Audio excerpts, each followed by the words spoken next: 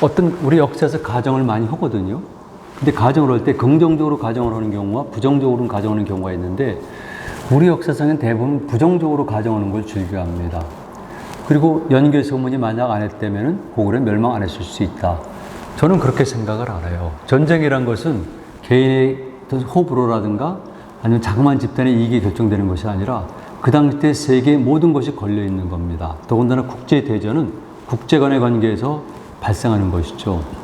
그렇다면 당시 고구려와 수단 간의 전쟁은 어쩔 수 없이 벌어지는 세계 질서의 재편 전략이거든요.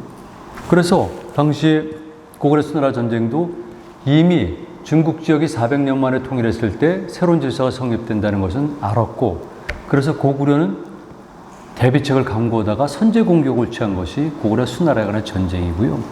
그리고 70년간 벌어진 전쟁이죠. 연개 서문이 독재자로 돼 있었지만 그 당시 때 전쟁을 한 과정 속에서 전략과 전술의 차이가 있을 수 있어요.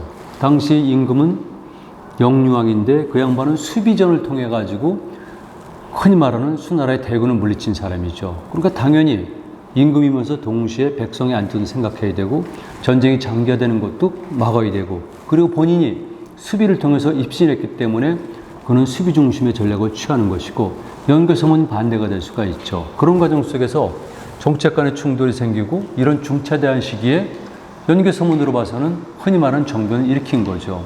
저는 그래서 좀 더 크게 생각하면은 그럴 수도 있다는 입장이고요.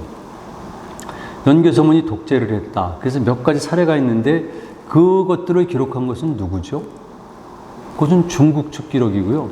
그리고 중국 측의 기록을 상당히 다수 인용한 삼국사기의 내용입니다.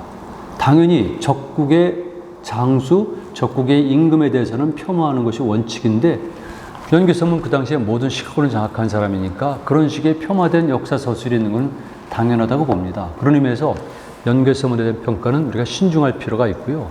그리고 한 개인의 그런 것들이 한 국가가 멸망하는 데 결정적 영향을 끼쳤을까요?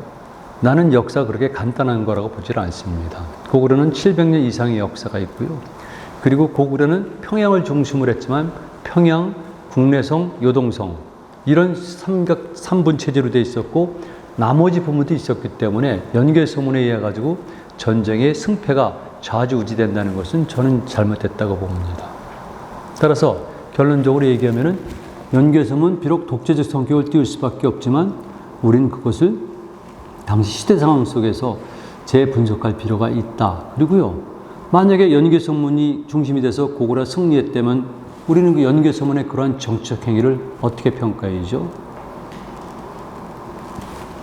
가능하면 긍정적인 가정이 필요하지 부정적인 가정은 덜하는 것이 좋다. 제가 하지 말라는 것이 아니라 덜하는 것이 좋다. 그런데 우리나라의 지식인들은 기본적으로 우리 역사를 부정적 가정하는 데 습관들였다는 것이죠.